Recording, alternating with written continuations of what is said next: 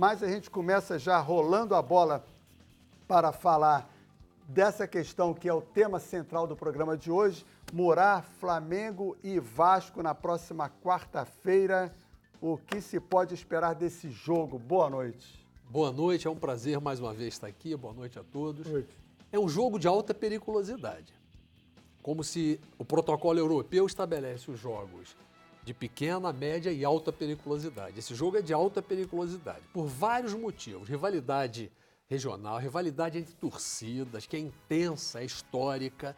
O fato de estarmos no final, na reta final do campeonato. Então é preciso agir do ponto de vista da segurança com duas variáveis que são convergentes: a prevenção e a repressão. Ocupar as redes sociais, porque eles estão marcando tudo já pelas redes sociais, como Atlético e Cruzeiro marcaram, mas não é só identificar, é identificar e prender, porque a melhor forma de repressão é a prevenção e, inversamente, a melhor forma de prevenção é a repressão. Então, meu amigo Aristeu Tavares, eu vou, inclusive, aproveitar a deixa que o Murat colocou aqui. Hoje está rolando nas redes sociais, como ele acabou de dizer, um post que coloca duas imagens da torcida jovem do Vasco e da torcida jovem do Flamengo, e chamando para a briga. E o texto diz ainda, dia 13 tem clássico, então eu quero pedir que possamos fazer bonito, sem arma, só na mão, como se isso fosse alguma vantagem. Meu amigo Aristeu, boa noite. A gente vai falar de VAR, porque você é bom nisso também, mas prevenção e repressão. Como fazer isso para quarta-feira, Flamengo e Vasco? Boa noite. Boa noite a todos. Márcio, Sérgio, Maurício Murat, um prazer revê-lo. Bom, o Maurício já deu, assim, como uma entrada, uma leitura bem próxima daquilo que nós, especialistas em segurança, entendemos como oportuno, ou seja, ele já abordou a questão da prevenção e da repressão. Eu só gostaria de reforçar alguns aspectos, né?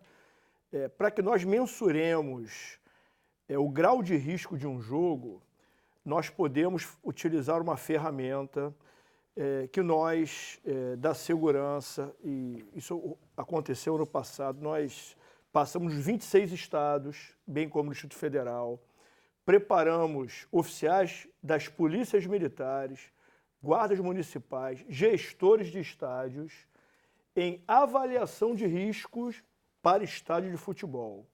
Como você mensura o risco de um jogo, que o Maurício chamou de periculosidade, né? Na verdade, nós tínhamos a convicção de que um jogo é de alto risco fazendo uma reversão, né? uma tentativa de reversão. Ou seja, esse jogo aqui é de alto risco. Então a gente buscava fundamentos para enquadrar dessa forma. Quando, na verdade, nós temos que verificar e quantificar as ameaças em cima de vulnerabilidades. Isso aí vai apontar, obviamente, o risco. Se é um risco alto, vermelho. Se é um risco médio, amarelo. Se é um risco verde, ou seja, baixa ameaça e pouca vulnerabilidade. A ameaça nós não vamos conseguir diminuir. É como quando nós analisamos delitos comuns, delitos de rua, roubos. O cara quer roubar um carro. Ele é uma ameaça latente. Ele não vai mudar, mesmo que tome banho no Rio Jordão, essa vontade criminosa, delituosa. O cara é vagabundo, ladrão de carro. É a profissão dele.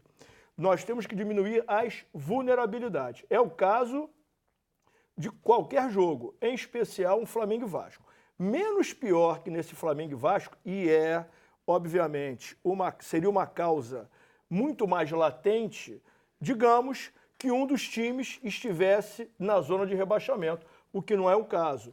Hoje nós temos um time quase campeão e um time que está ali no meio. Ou seja, isso é importante e diminui um pouco, de maneira considerável até, posso dizer, essa questão do risco. A rivalidade é um aspecto muito forte para ser considerado. Agora, a questão da tabela, que tem um peso muito importante, além do histórico, além de outras questões, devem ser analisadas. Bom, a questão da prevenção e da repressão. A prevenção, ela dói menos e custa muito menos também. A repressão, ela dói muito mais, às vezes até com ações que podem redundar, infelizmente, com morte, e custa muito mais caro. Ou seja, se pessoas feridas saírem de uma contenda ou de uma contenda com a polícia ostensiva, que no Brasil, segundo a Constituição, é a polícia militar, a polícia ostensiva, a polícia de prevenção, de preservação da ordem pública, a gente vai ter problemas. Então, a polícia militar ela age de maneira preventiva, com as suas unidades convencionais, no caso do Maracanã, o 6º Batalhão e outras unidades de apoio, e tem a polícia repressiva dentro da sua estrutura, que é o batalhão de choque, é o batalhão de operações especiais.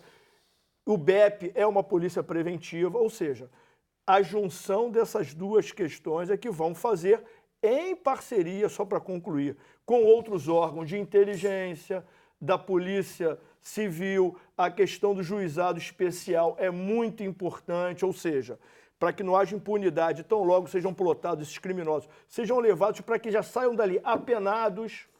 Então, isso tudo é muito importante para que, efetivamente, a junção de todos esses órgãos, a Guarda Municipal, a repressão a camelô, venda de bebida alcoólica, ou seja, a junção de todos esses órgãos, diminuindo as vulnerabilidades, que serão fundamentais para não só no Flamengo e Vasco, mas nos jogos que faltam ainda das 6 rodadas, nós não tenhamos mais cenas lamentáveis da época da Idade Média que nós observamos nesses jogos que você apontou. Então, a gente vai falar de Flamengo e Botafogo, Márcio Guedes. O Flamengo leva ao Maracanã 60 mil torcedores em mais de 10 jogos e nenhuma confusão. Num dia que tem 20 mil botafoguenses e 4 mil rubro-negros, acontece tudo aquilo. Como explicar? Boa noite. Boa noite a todos. O Flamengo tem jogado praticamente sozinho, né? Só torcedores do Flamengo. O Maracanã é um estádio que é mais fácil de fazer policiamento e tal, não é? O Newton Santos tem entradas estreitas, é um estádio complicado, não há nem, inclusive, uma rotina de times adversários ali, jogando com o Botafogo. Raramente tem um clássico no Newton Santos. E criou-se também um clima ruim para esse jogo, também através de redes sociais e tal. E você colocar 4 mil rubro-negros e 20 mil botafoguenses, você imagina se fosse meio a meio, o que não poderia ter acontecido? Seria pior, né? Eu acho que isso aí serve de lição para todo mundo, né? Como é que você vai fazer um clássico no Newton Santos? Como se faz um clássico em São Januário, por exemplo, com 2 grandes? Eu acho meio complicado, porque o Brasil vive um momento de muita intolerância em todos os aspectos. Social, político, esportivo. As pessoas estão menos propensas a diálogo e mais propensas a xingamentos e a não considerar o outro, a opinião alheia, a preferência alheia e tal. Então, isso aconteceu. Aliás, a gente viu isso não só entre os torcedores, né? Foi entre dirigentes. Sim. Jogadores. Foi dentro de jogadores, o jogo foi um jogo violento. Foi também o técnico do Flamengo, que foi se dirigir ao Carlos, sem necessidade nenhuma. Um absurdo, porque o torcedor é do Botafogo, do Botafogo, é isso. Só porque ele não estava com a camisa do Botafogo. Isso foi um dos fatos mais graves que aconteceu dentro do estádio. Por isso que o Supremo Tribunal de Justiça Desportiva está querendo punir o Botafogo também, Moura. Mas se punir o Botafogo, tem que punir uma pessoa de gente. Muita gente, não é só o Botafogo. Não. Punir o Corinthians, que toda hora acontece coisa. A gente está falando especificamente desse jogo. Mas agora, porque tem um jornalista, Juca Furi, que é meu companheiro, está pedindo que interdite o campo do Botafogo, isso aqui é um absurdo, o Botafogo tem que ser punido. Se for para punir, vai ter que punir todo mundo e muita gente. Não vai abrir uma exceção porque é o Botafogo que politicamente é menos fraco. Vamos acabar com essa besteira. Não é caso de interditar droga nenhuma o estádio Newton Santos, entendeu? E outra coisa, o senhor Jesus também colaborou para o clima, foi lá tirar satisfações com o Carly. Mas isso tudo foi antes do jogo. Não interessa, mas foi dentro de campo e já foi resultado também de um clima ruim entre jogadores e profissionais envolvidos no clássico. Então, eu acho que temos que tirar um pouco o clubismo, a camisa do lado, quando a gente analisar esse negócio de violência. Uns dados de pesquisa que podem complementar bem essa discussão. Primeiro, historicamente, ou seja, nos últimos 6 anos, somente 3% de todos os crimes cometidos no universo futebol, todos são punidos até as últimas consequências. Exatamente. E a impunidade, ela estimula novos crimes. Exato, Um perfeito. dado. Segundo, a prevenção, nós fizemos um estudo na universidade, ela é 7 vezes mais barata, mais rápida e mais eficiente do que a repressão. Embora a repressão seja necessária também. Segundo dado. Terceiro, são 32 rodadas do Campeonato Brasileiro até agora. Já houve, em todo o Brasil, 151 eventos violentos. Que eventos violentos? Com tiro. Então você dá razão que eu estou falando aqui. Exatamente. Você vai querer agora pegar o Botafogo como. É geral. Lógico. O quadro é brasileiro. Então, dá uma média de 5 eventos gravíssimos por violência. Desculpe. Então, rodada. Por rodada. 5 por rodada. Então, o que poderíamos ter um número de mortos muito mais alto do que o pior ano dos últimos, que foi 2013, que foram 30 mortes comprovadas pelo inquérito policial. E por Durante último, o Campeonato Brasileiro? Durante o Campeonato E Brasileiro. esse ano quantos tivemos? Esse ano, comprovada, só temos uma.